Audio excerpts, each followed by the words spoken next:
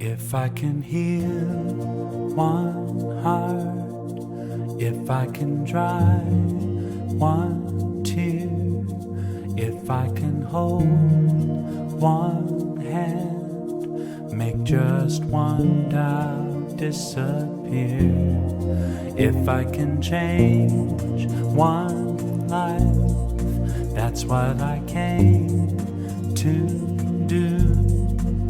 'Cause I know that I am living love.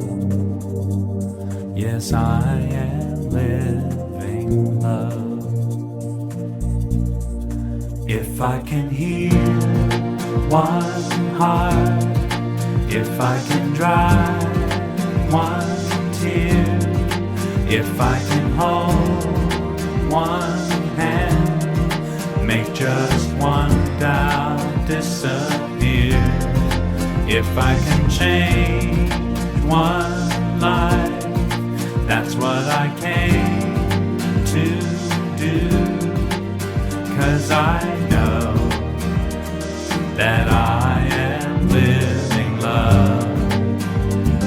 Yes, I am living love. If I can heal one heart, if I can dry one tear, if I can hold one hand, make just one doubt disappear, if I can change one life, that's what I came to do. 'Cause I know that I am living love. Yes, I am living love.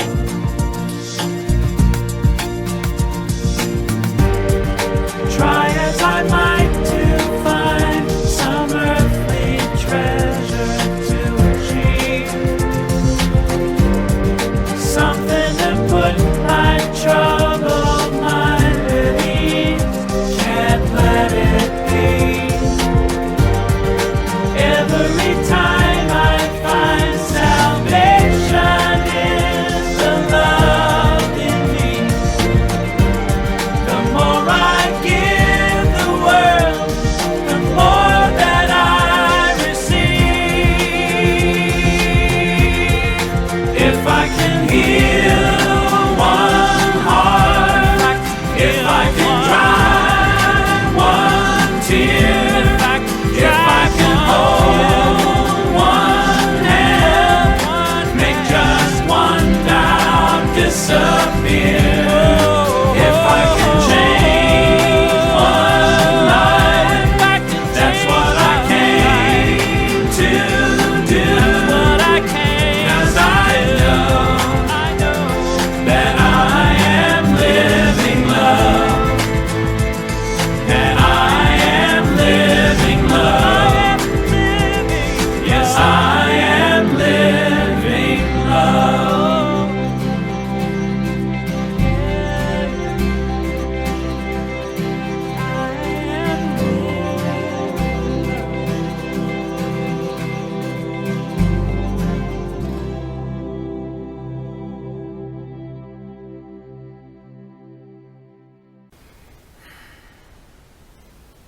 Well, we've just heard a beautiful song by Daniel Nahmad, Living Love. I'd like to take that right into our opening prayer. Would you join me, please? We'll just take a moment to bring ourselves to this time, this place. Bring ourselves into that still place within. Perhaps taking a deep breath helps you settle.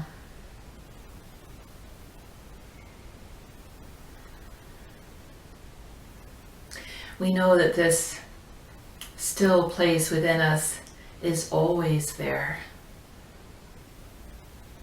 And at any time we can bring ourselves to it like an oasis, to rest, to be renewed, to drink deeply.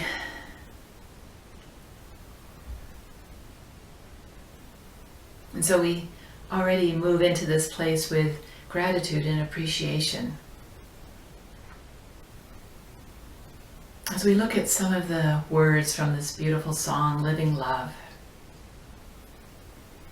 if I can heal one heart, if I can dry one tear,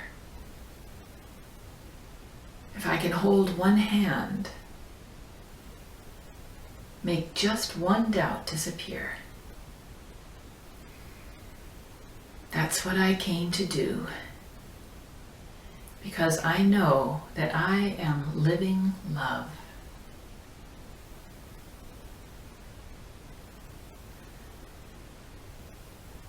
And then the words go on, try as I might to find some earthly treasure to achieve, something to put my troubled mind at ease.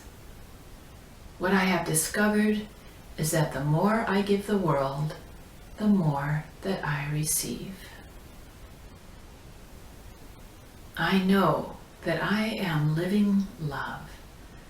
That's what I came here to be.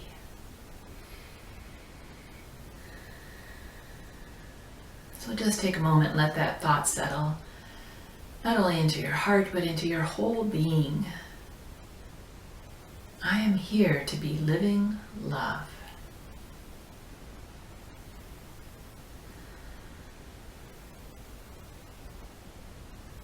And as we explore this idea and hold it carefully and gently, we will find ways to be that love.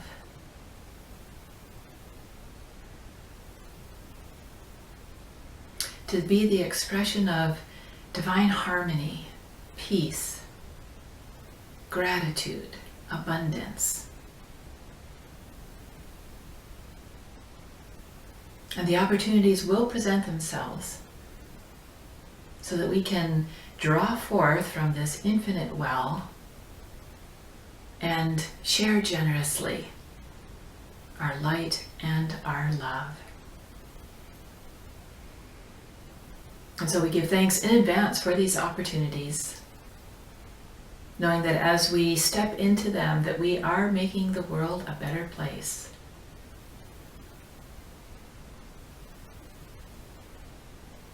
And so for these opportunities and for our willingness to express them and be them in the world, we give thanks. And so it is. Amen.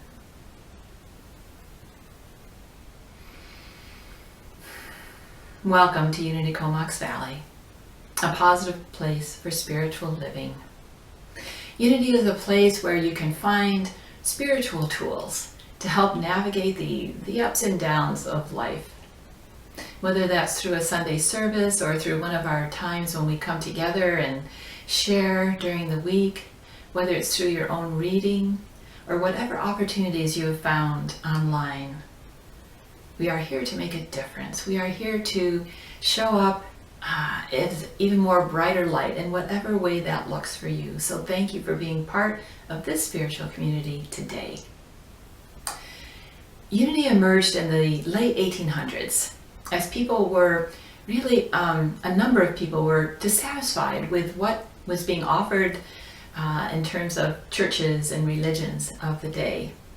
And there got to be kind of a wave of these, an upsurge of these thinkers and explorers.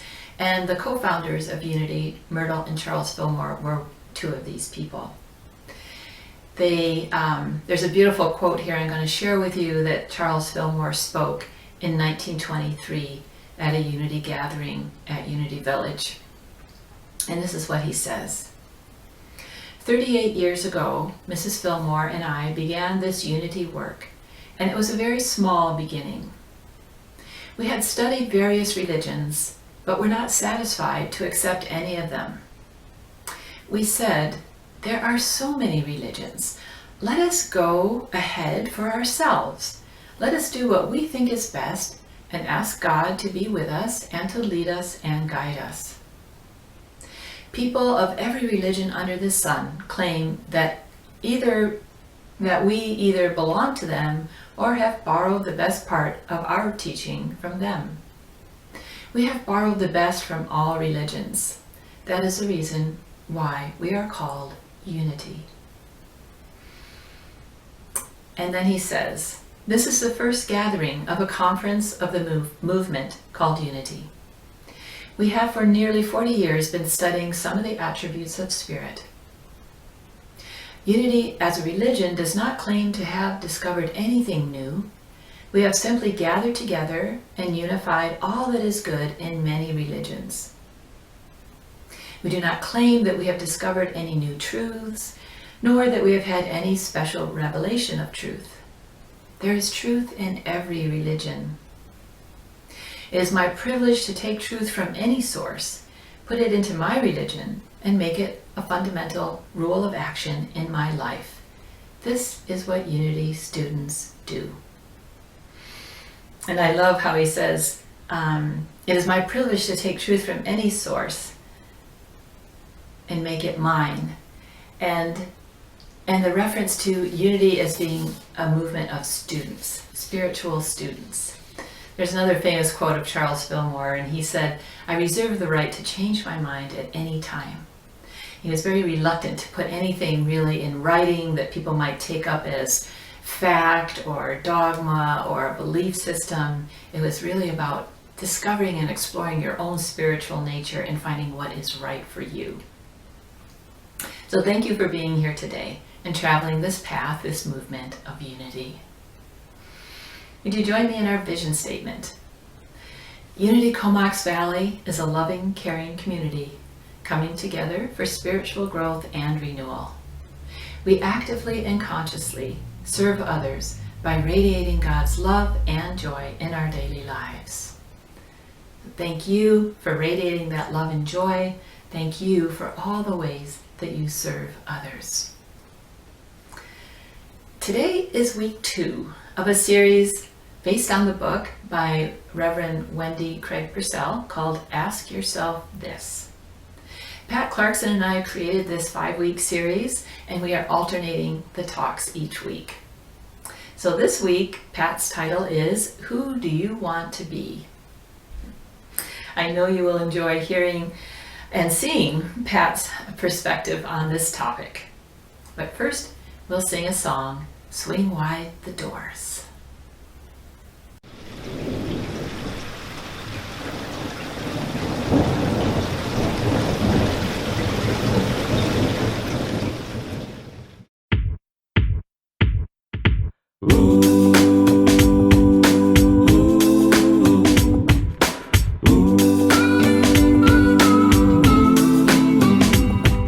Swing wide the doors, the time is right. Swing wide the doors to let in the light. Bring in the dawn for humankind. Swing wide the doors of this heart of mine. Here we go.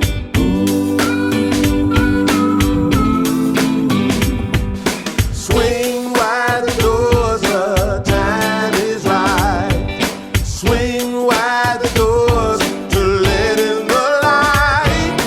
Bring in the dawn for humankind. Swing wide the doors of this heart of mine. I'm not holding it in anymore. I'm gonna shout it out loud. Oh, I understand now what I'm here for and what this life is about. What this life is about. Swing wide the doors, the time is right. Swing wide the doors to let in the light. Bring in the dawn for humankind. Swing wide the doors of this heart of mine. Here we go.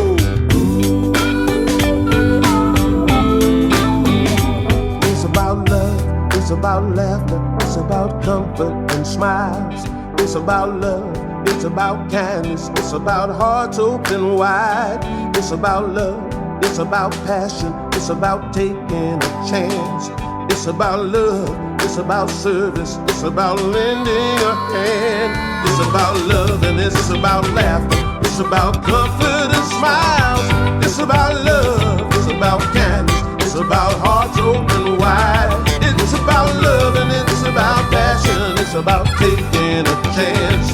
It's about love and it's about service, it's about lending a hand, lending a hand. Woo! Here we go. Swing wide the doors, the time is right. Swing wide the doors and let in the light. Bring in the dawn for humankind. Swing wide the doors of this heart of mine. Swing wide the doors of this heart of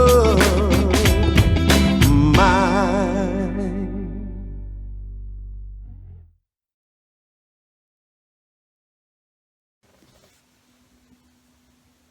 I'd like to just welcome Unity Comox Valley to the Sunday Talk. I'm glad you're here. I read a quote yesterday, and to me, it explained exactly what happens to me with questions. Questions when I'm looking within, looking at Pat. And I'd like to share it with you. It's by Mary Reynolds Thompson. Imagine you are standing at the edge of a vast forest. This side of it, you are caught up in the whirl of modern life with its smartphones, freeway traffic, droning airplanes, and ceaseless demands to make money, pay bills, get ahead. But in front of you lies uncharted terrain, wild, unfettered, and vast beyond imagining. It is the place of your forest soul, and it is waiting to be explored. It is the place of your forest soul, and it is waiting to be explored. When I saw the words vastness, unfettered, wild, like sometimes going inside is what are we going to discover, and maybe we've taken a couple steps into that forest and turned around and said, not yet. Or maybe we've gone in 10 feet, 15 feet. We've kind of just stood there and thought, oh, that's not bad. That's in fact, it's really lovely. It's things I didn't even know were there. You see, going within is always not a bad thing. You aren't going to discover only terrible things. We discover beauty within our soul also. And this Sunday Talk series, ask yourself this, based on the book by Reverend Wendy Craig Purcell. Ask us some key questions and then questions about the question. So today we're going to be looking at who would you like to be? Who would you like to be? And I want to share the questions she gives us for consideration. And last week, Reverend Vicky shared about Reverend Wendy talking about how to handle these questions. And one of them was to look at the questions, and if one of them captures your attention or you go, oh, I'm really drawn to that one, to take note of it, maybe even memorize it, and spend time looking at it. You see, that question may intuitively, you're calling that question because it's time and you're ready, whether you think you're ready or not, to take a look, to go further into that wild forest of your soul. So I'd like to read 7 questions. And the first one is what is my intention? What is my intention? When my husband died, I was prepared for the grief. I wasn't prepared for not knowing what my purpose was in my life. And I've discovered that purpose and intention are synonyms for each other. It is living in a direction you've chosen.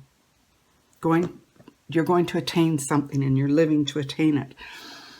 And we weren't joined at the hip, but we were in business together. We were a couple. We loved being together, enjoyed each other's company. And all of a sudden I thought, no, because we had dreams for many years yet. He died young. And I remember how it felt not to have a purpose or intention. I felt rootless. It was like I wasn't grounded in anything. Do you want to do this? Yeah, I guess so. What about that? Oh, I guess. Oh, yeah, I can try that. There was nothing focusing me, giving me direction, channeling my activities, making me more productive because I had this intention I was living into. And I remember the day all of a sudden I realized it, and I'd been working on it, praying, meditating, journaling, walking. And I was to spend the rest of my life growing my spiritual faith. The rest of my life. Now, I didn't know how. Didn't have a clue. The only spirituality I had at that point was from AA. I hadn't found unity, hadn't been to the Buddhist temple. But I knew in my very being that that was what I was supposed to do for the end of my life. And look where I am today, guys. You've been all part of that journey, both Unity Victoria and Unity Comox Valley. So the first question is, what is my intention? Second one is, and these are in no particular order, although I would think what is my intention is probably number one for me, is what am I trying to please? Not who am I trying to please, what am I trying to please? The next one is, what am I resisting? What am I resisting? Who or what am I blaming? Who or what am I blaming? And remember, what you discover as you answer these questions will help you decide who you would like to be, who you'd like to be. What does this tell me about myself? What does this tell me about myself? That can be an interesting question. Whom do I need to forgive? Whom do I need to forgive? And then the last question is, am I willing to let go of the size of the life I have known for a bigger life? Am I ready or willing to let go of the life, the size of the life I've known, to have a bigger life? To have a bigger life. A couple of these questions jumped out for me, and I'd like to speak to both of them. And there's one other piece I put in when I was looking at these questions that jumped out at me this week. And I'm going to share what I discovered, because it kind of shares the process I went through. It doesn't mean it'll be the process you go through, but we lived through it. I'm living proof. I'm still here, even though both of them were tough, as it happened for me. But I'm still here. But what else I did was I went back to the spiritual labyrinth we walked, and I thought, I want to see how my release words, which were self-limiting thoughts, and my realized word, mercy, work into answering these questions. Because I receive them as gifts, and they've come into my life. I'd like to know why, how they can help me, what they're about. So the first thing I want to talk about is the question, what am I trying to please? What am I trying to please? This took me a while to figure out. I thought the question really should be, who am I trying to please? However, if I am looking inside myself at my behavior, what am I trying to please? I've discovered sometimes it's within me that I'm trying to please. So here is my question, the start of it. What happens to you when you hear someone name drop? Drop some names. For me, it's like the hair on the back of my neck goes up, and I go, why are they sharing that? What's their intent for sharing it? It's not relevant to our conversation. And Yet I did something similar to that after fellowship or during fellowship on January 10th. And after I said something, I felt this twinge in my gut. I think it took me less than 30 seconds to say it, but it was this twinge, and I thought, what's that twinge about? You know, and what had happened was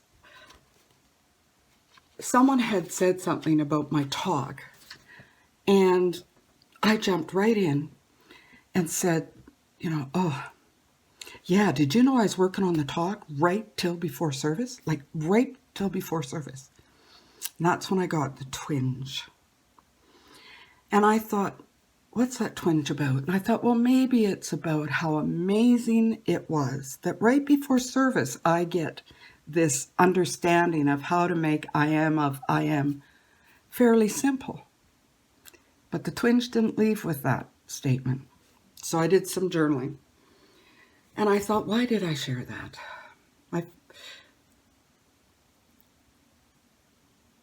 I wondered if it was because I wanted you to think how committed I was to doing a good Sunday talk. Or is it because I wanted you to realize how tuned in I am spiritually? By the twinge I got when I asked those two questions, I wanted it for you to think how good I am. My self-limiting thoughts that I was having that I wasn't aware of were about my self-worth. And what I realized was, what am I trying to please with that statement? My ego. What am I trying to please? I do not like that behavior in myself. And thus, I don't like the twinges it brings when I do that. I try to build up my self-worth from human means. And I don't like the twinges because there's something to look at, but bless those twinges, because it's the twinges that help me to learn about me and help me to live out my intention. If I didn't have an intention of growing spiritually, I'd just ignore the twinge. Used to do that for a long time. So,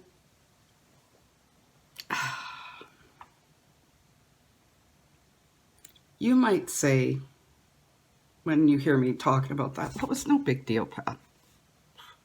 However, it is a big deal for me, because that's not how I want to live.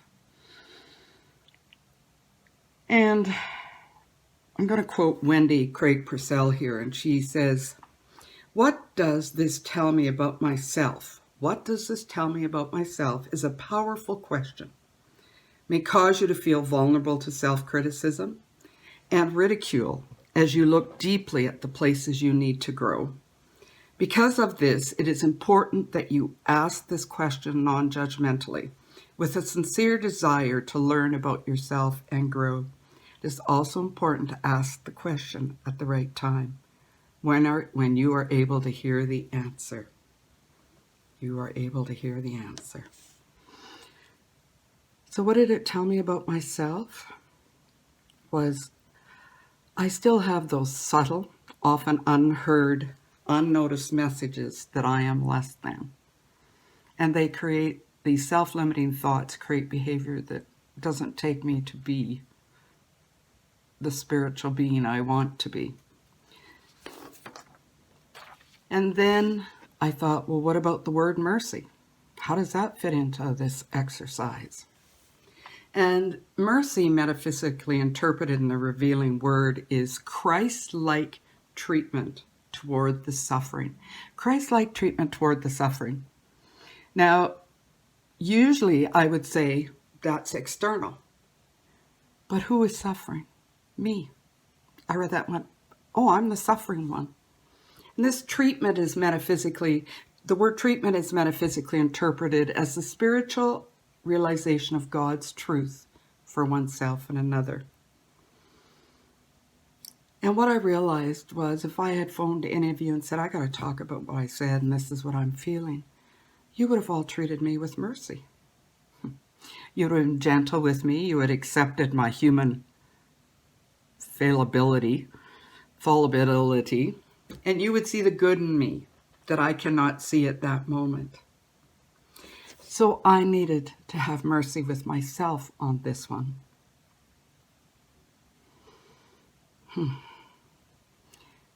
So, who am I trying to please?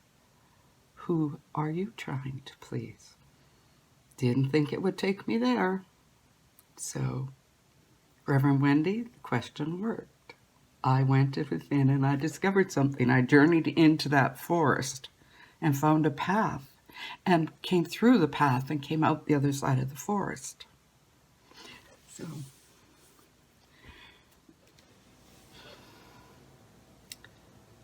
the next question is, whom do I need to forgive? That one jumped out at me. Whom do I need to forgive? The definition that I love is the one that Reverend Vicky shared at a class one day. Forgiveness is letting go of the hope that the past will change. Forgiveness is letting go of the hope that the past will change. I read a line recently, and it said, harboring resentment and hate only hurts us. If we refuse to forgive, it is we who suffer most. It's we who suffer most. There's a line from the Big Book of Alcoholics Anonymous that I really find powerful, and it's dealing with resentment. And it says, for when harboring such feelings, resentments, we shut ourselves off from the sunlight of spirit. We shut ourselves off from the sunlight of spirit. From the book, The Heart Math Solution, it states, in the long run, it's not a question whether they deserve to be forgiven. You're not forgiving them for their sakes. You're doing it for yourself, for your own health and well-being. Forgiveness is simply the most energy-efficient option. It frees you from incredible toxic, debilitating drain of holding a grudge. Don't let these people live rent-free in your head. They hurt you before, why let them keep doing it year after year in your mind? It's not worth it, but it takes heart effort to stop it.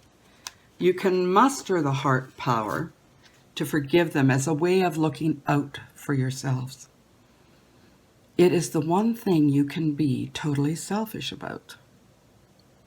Withholding our forgiveness, no matter how justified we think we are, only punishes us. An unforgiving heart is a blocked heart. Love can neither get in nor get out. Whom do I need to forgive?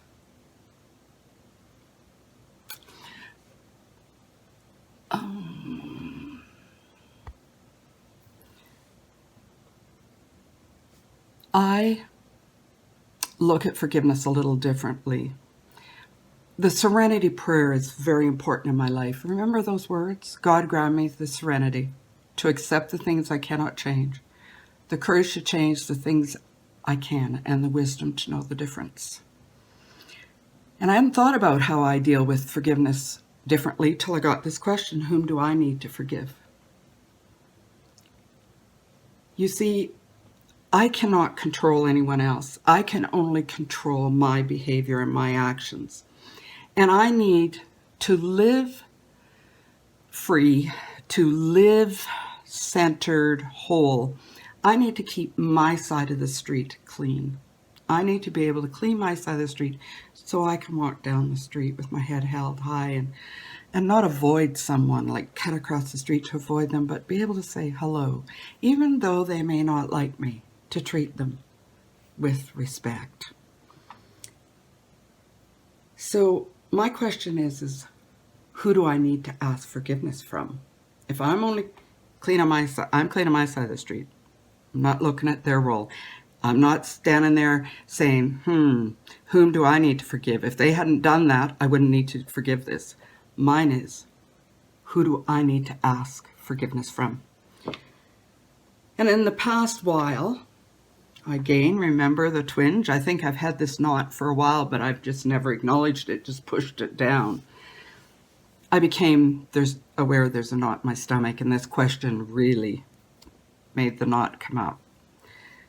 My youngest sister, Shirley, who died 2.5 years ago, I wouldn't have made it that first year after Gil died. Shirley came over every day, and she would help me with the bills and all the paperwork because I was Gil's executor, and she'd help me find everything that I lost because I lost everything all the time. And I couldn't have done it without her. And then not very long, a couple of years, well, I don't know, year and a half after that, we had a falling out, quite a bad one, and I didn't know what caused it. I think I thought I did, but I couldn't get Shirley to talk about it. She just kept me out of her life. I can remember coming home from the island, and we were at a family meal, and I was outside, and Shirley had come outside. I don't think she knew I was outside, and said, "Shirley, we've got to talk about this." And she burst into tears, and she ran in the house and shut the door. So I just phoned WestJet and changed my ticket and came back early. I didn't know what was going on. And this went on for probably about, 8 years. And I really wanted my relationship back with my sister. So I extended an olive branch.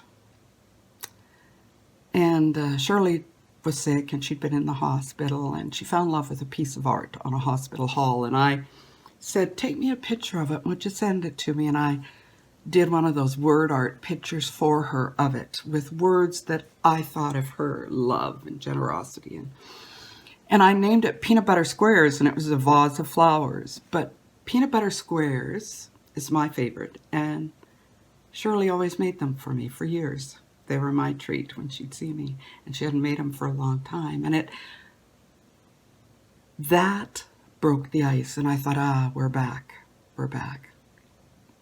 We're better, but I've come to realize it was not resolved, and wasn't resolved when she died.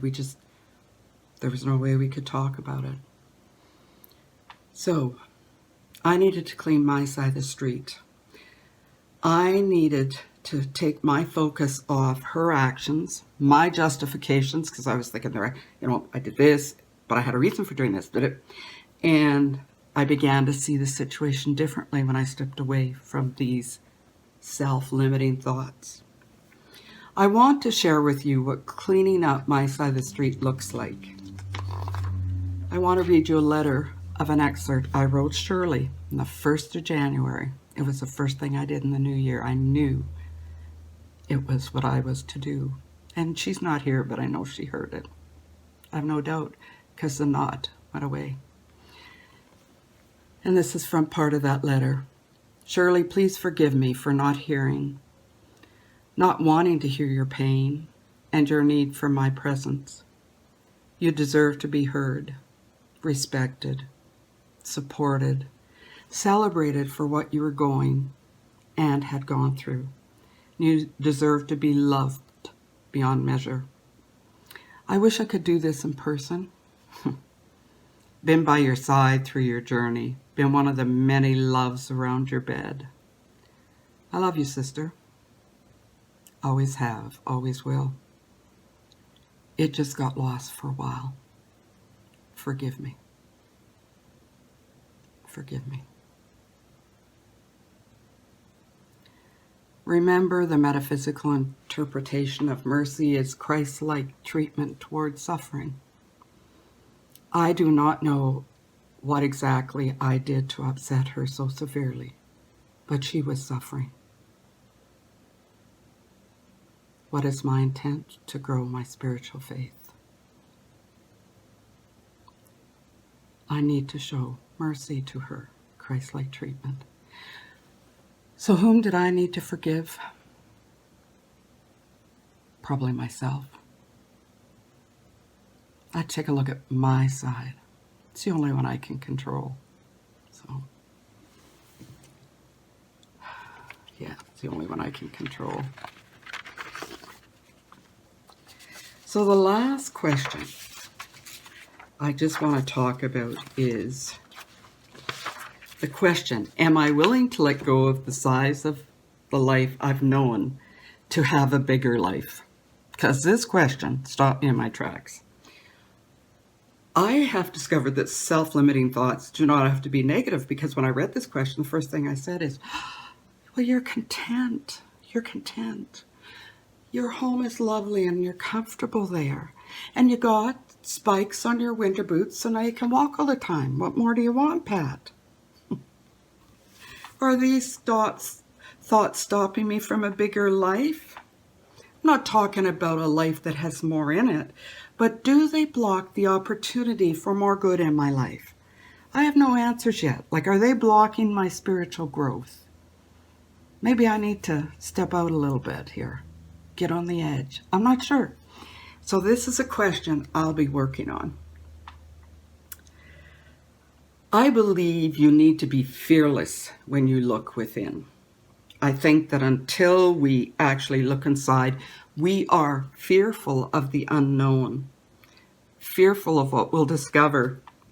That fear stops us from discovering that what we fear may hold no truth, or there is a reason for that behavior that you did. There's a reason. And that we have a wound that we need to heal, or that it's not true. And if it's not true, you have choices. Now that you have that awareness, you can deal with it. I'd like to close with words on fearlessness, because we need to be fearless if we're going to look inside to see who we would like to be. So from the book, Who Have You Come Here to Be? 101 Possibilities for Contemplation. And I'm going to need glasses to read this one. I have come here to be fearless. Throughout our childhood, we learn to fear things, which sometimes can hold us back later in life. Yet life is always working to help you become more fully the truth of who you are, the essence of your being, where you are free from fear. Fear of succeeding or failing, of intimacy or abandonment, is simply an opportunity to reconnect with our essence. Become willing to release your fear. Embrace each opportunity with a grateful heart, and you will find yourself becoming even more fearless. The affirmation is, fear is a construct learned over time which can be unlearned. Any fear I feel points the way to greater wholeness as I embrace the opportunity to heal myself. And I'll end with a quote from the Sufi poet Hafiz. Fear is the cheapest room in the house. I would like to see you living in better conditions. Love you all. And so it is. And we'll now move into the meditation.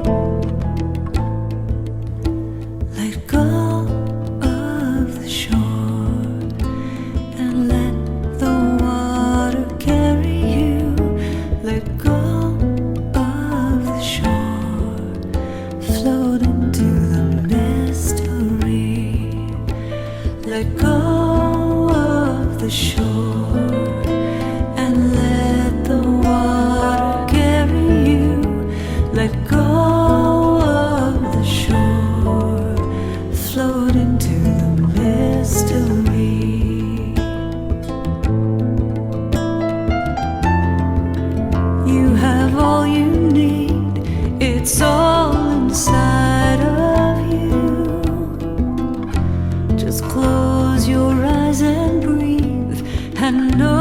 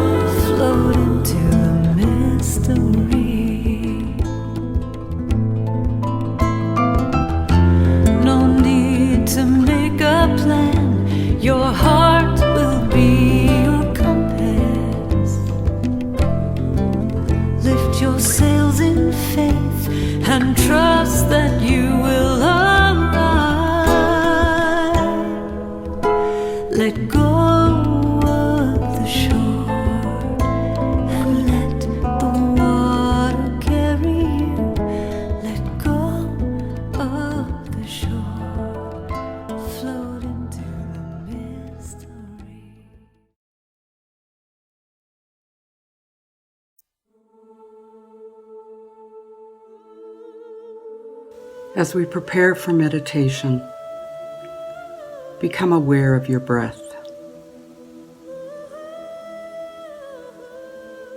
The life-sustaining breath that flows in and through you. Focus on that breath.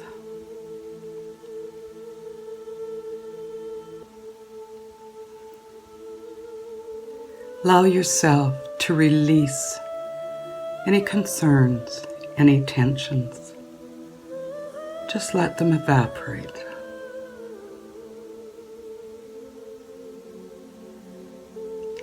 Allow yourself to move into the stillness.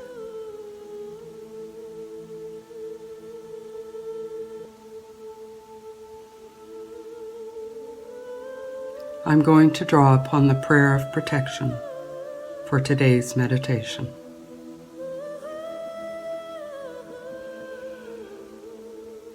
The light of God surrounds us. I am light.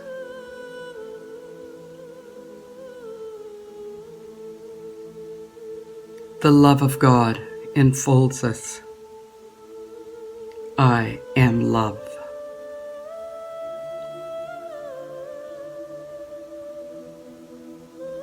The power of God protects us. I am power.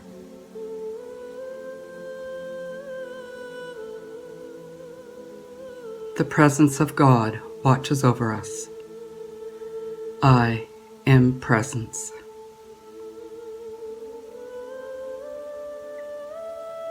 Wherever we are, God is.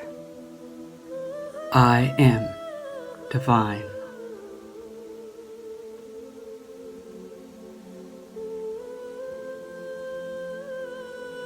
In the silence, I am of I am. In the silence, I am.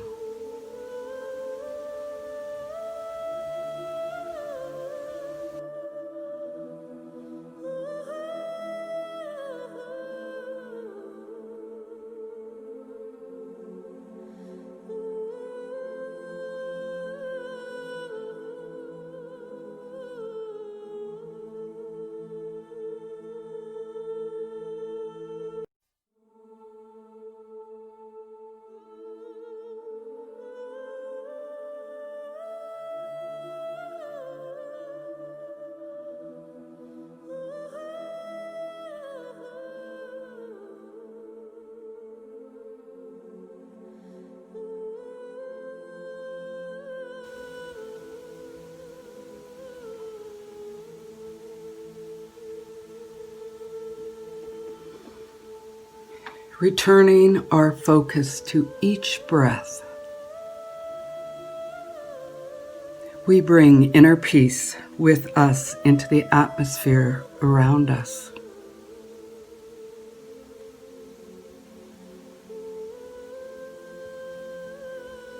We close this meditation time with deeper knowledge of God and our divine nature.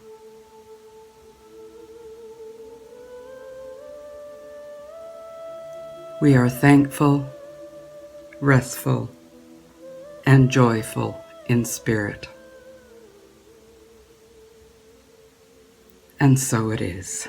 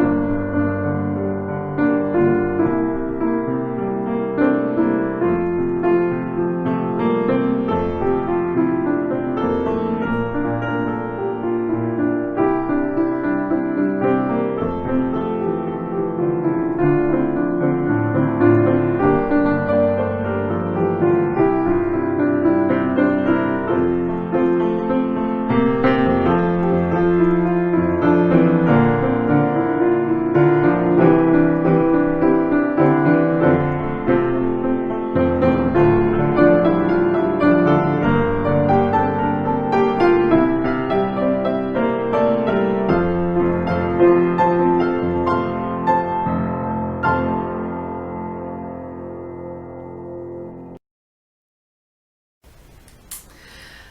thank you, Pat, for a beautiful lesson, lots to think about, as well as the contemplation. You know, one of the things I remember about Pat's talk is she talked about this twinge, or once she mentioned a feeling in the gut. Something that was trying to signal her, trying to get her attention, and that how important it is for us to at least consider paying attention to that when it happens, instead of a lifelong habit of just ignoring it. And how great the gift is when we can be fearless and go into that twinge, go behind it, and find out what's going on. Only when we can identify something and bring it into the light is it possible for us to heal that. And there's amazing, lots of opportunities to do that, for myself for sure, and the results are always healing and realigning us with our sense of wholeness. Catherine Robinson sent a thought for the day. It's called Thought, by the Chinese poet Liu. The birds of worry and care fly above your head. This you cannot change. That they build a nest there, this you can prevent. How true. Thank you, Catherine. When Pat spoke about venturing into the forest of your soul to explore, it brought to mind this little short poem by Rumi. Your heart is the size of the ocean. Go find yourself in its hidden depths. Every week, there are 2 opportunities to connect with your Unity friends. We have fellowship time every Sunday at 11:30. So if you happen to start this video at 10:30 on Sunday mornings, then you can just go grab a cup of coffee and sit down and click on the Zoom link and be with and see and hear from your Unity friends. Last week we had a wonderful time talking with each other and just connecting with each other and hearing from each other. On Fridays, you can join the discussion group at 10:30 in the morning. This is how we start off anyway, is that it's a follow-up from what we heard on Sunday. So this coming Friday, we'll be talking about what Pat was talking about and just sharing our ideas and our perspectives on that. The conversation is always very rich, so please consider joining us. The link for both of these, both the Sunday and the Friday, the Zoom link is in our newsletter. And as I mentioned last week, I'm still learning about Zoom, so thank you for your patience. There is one link for all Unity Comox Valley events and activities. It's in the newsletter. Once you find it, just keep using it, or if you lose it, go back to the newsletter and grab it again. So I invite you now to think back over the past week and bring to mind some way that you have shared of yourself with others. Could be running an errand, making a phone call, having a smile connection with somebody in the grocery store lineup, or the person who's helping you with your groceries. Just bring those to mind for a moment.